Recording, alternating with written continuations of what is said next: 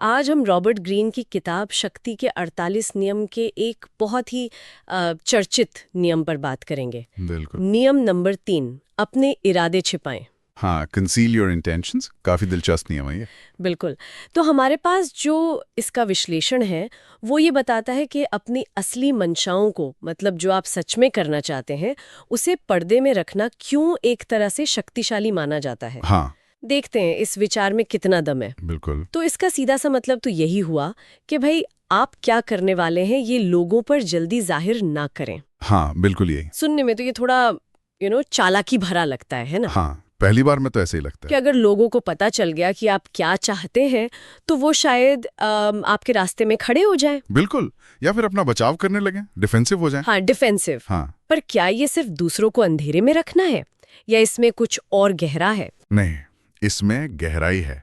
विश्लेषण ये कहता है कि जब आपके इरादे रहस्य होते हैं ना, तो एक तरह की शक्ति पैदा होती है। शक्ति कैसे? ऐसे कि लोग समझ नहीं पाते कि आपका अगला कदम क्या होगा, और इस अनिश्चितता में वो अक्सर रक्षात्मक हो जाते हैं, जैसा आपने कहा, या फिर गलत अनुमान लगा बैठते हैं। अच्छा। तो ये सिर्फ छुपाना नहीं है, ये असल में एक रणनीतिक बढ़त हासिल करना है। हाँ, एक स्ट्रेटेजिक एडवांटेज। बिल्कुल, आप दूसरों को प्रतिक्रिया करने पर मजबूर करते हैं, जबकि आप कंट्रोल में रहते हैं। हाँ, और इसी बात को पुख्ता करने के लिए विश्लेषण कुछ फायदे भी गिनाता है। जैसे अगर कोई विरोध करने वाला है तो उसे तैयारी का मौका ही नहीं मिलता। सही बात, एकदम से सरप्राइज। और आपके आसपास एक रहस्य का एक माहौल सा बन जाता है जो शायद लोगों को आपकी तरफ खींचे भी। हाँ, वो मिस्ट्री वाला फैक्टर। और सबसे अहम कि कोई आपकी योजनाओं में सेंध नहीं लगा सकता, मतलब तोड़फोड़ नहीं कर सकता। बिल्कुल, जब तक आप पत्ते नहीं खोलते, खेल एक तरह से आपके हाथ में रहता है।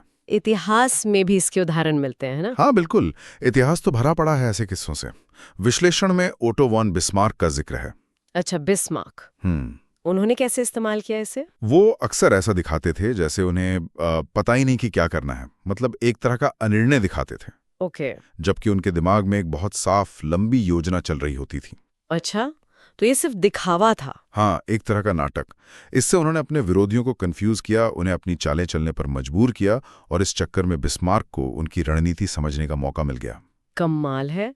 और वो सर्कस वाले पीटी बार्नम? हाँ, उनका भी नाम है। हाँ, बार्नम। उनका तो पूरा करियर ही रहस्य और सनसनी पर टिका था। सही बात है।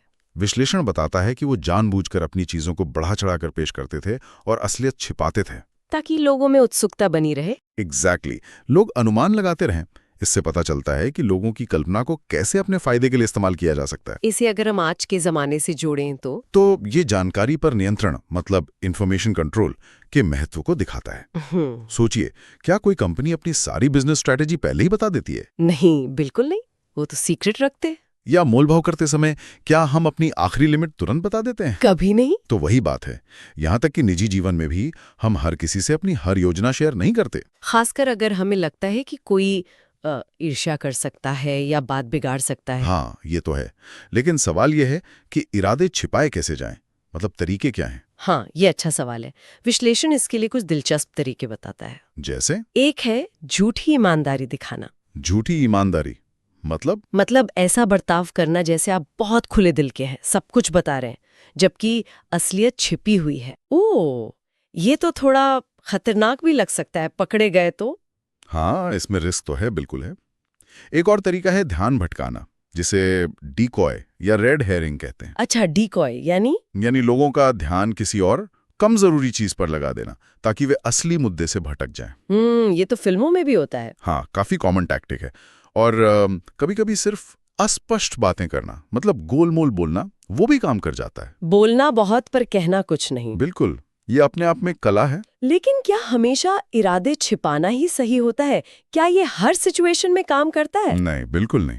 और विश्लेषण इस पर भी रोशनी डालता है, ये जरूरी बात है। हाँ, क्या कहता है वो चेतावनी देता है कि अगर आप हमेशा रहस्यमयी बने रहेंगे तो लोग आप पर शक करने लगेंगे, भरोसा नहीं करेंगे। हाँ, ये तो हो सकता है। खासकर रिश्तों में, या जब आप किसी के साथ मिलके काम कर रहे हो टीम में, वहां ईमानदारी और पारदर्शिता, मतलब ट्रांसपेरेंसी, जरूरी हो सकती है विश्वास बनाने के लिए। सही बात है। सोचिए, अगर किसी गठबंधन में, अलायंस में, साथी एक दूसरे से ही अपनी मंशा छिपाएं, तो वो गठबंधन कैसे चलेगा? टूट जाएगा। बिल्कुल तो ये नियम हर स्थिति में लागू नहीं होता। नहीं होता। संतुलन साधना, बैलेंस बनाना बहुत जरूरी है। कब छिपाना है और कब जाहिर करना है, ये समझना ही असली चुनौती है। तो कुल मिलाकर इस नियम का सार ये है कि सूचना पर नियंत्रण, इन्फॉर्मेशन पर कंट्रोल, शक्ति का एक रूप है। हाँ, कह सकते हैं। गोपनीयता, ध्यान भटकाने की कला और सही समय पर सरप्राइज देना, ये सब रणनीतिक उपकरण हो सकते हैं। बिल्कुल, स्ट्रेटेजिक टूल्स। और ये दिखाता है कि आप जो नहीं कहते वो शायद उतना ही महत्वपूर्ण हो सकता है जितना आप कहते हैं। हाँ, ये बहुत गहरी बात है। और यहाँ एक सोचने वाली बात निकलती है, जो शायद विश्लेषण से भी थोड़ी आगे जाती है। क्या? कि आज के दौर में जहाँ ट्रांसपेरेंसी को, पारदर्शिता को अक्सर एक गुण माना जाता है, हाँ, बहुत जोर है इस पर आजकल। तो वहाँ रणनीतिक गोपनीयता की, स्ट्रैटेजिक सीक्रेसी की क्या जगह है? क्या ये दोनों चीजें एक साथ चल सकती हैं? ये तो मुश्किल सवाल है। और कोई व्यक्ति अपने काम और निजी जीवन में इस महीन रेखा पर कैसे चल सकता है? कहाँ तक छुपाना है, कहाँ तक बताना है? हाँ, इस पर जरूर गौर किया जा सकता है। सोचने के लिए एक अच्छा पॉइंट है ये।